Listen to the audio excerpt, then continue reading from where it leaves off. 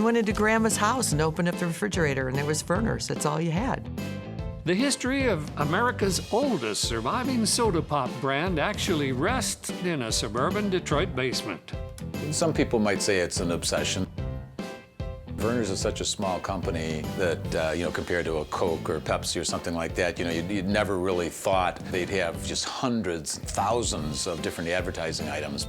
Keith Wunderlich even has the life-size gnome that greeted visitors outside the bottling plant 100 years ago. The story goes that the gnome's job was to protect the secret recipe for Vernors. When we would go to Boblo, we would go down there, we took the bus, and got in and went into the Vernors plant and had a Boston cooler, which was ice cream and Vernors. And that was the best. Boston cooler is Vernors and vanilla ice cream mixed like a milkshake. If the ice cream is just floating in the Vernors, it's a float. During the Civil War, a young James Verner served in the medical corps. He'd worked at a Detroit drugstore well before duty called. He would be a delivery boy, and of course all good drugstores had a soda fountain, and so he was also messing around with a formula for ginger ale. When he returned to Detroit, an oak cask full of his ginger ale formula was sitting there waiting for him. That 4 years of the Civil War was the magic touch for the formula, and that became the extract that they made Vernors out of. James Verner became the first registered pharmacist in the state of Michigan. He was a storekeeper and a florist as well. So he did everything. It was kind of the CVS of the late 1800s, where there were all sorts of different things that you could buy in his store. But the ginger ale side of the business eventually took over.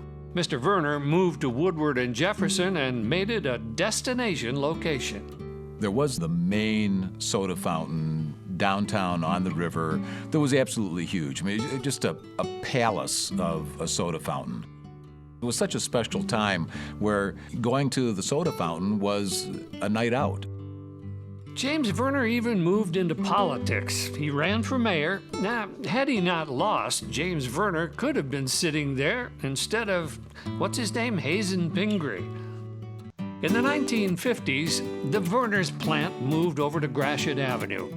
Vernors was being bottled in other cities across the country, but, well, it was an acquired taste.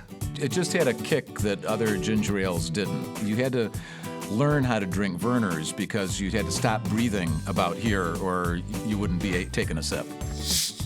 When I open a bottle of Vernors today, the first thing I do is put the cap back on it and shake it, and then open it, and then I put the cap back on and shake it again, because I like Vernors when it's just Vernors, no carbonation. It's very good when it's hot, like tea. In Detroit, we drank it when we were sick, we cooked with it, and there's Tiger Great Bill Freehand on deck with a six-pack. Isn't it nice to discover something natural, like this juicy Valencia orange and this new natural flavor orange pop from Vernors? Yep, Vernors actually tried to expand its product line with other sodas. Black cherry, red pop. The new pops, well, they fizzled. But the ginger ale, it lives on. Maybe it's not as strong as it used to be, but it's still the oldest soft drink brand in the country. It's now owned by the Dr. Pepper Snapple Group down in Texas.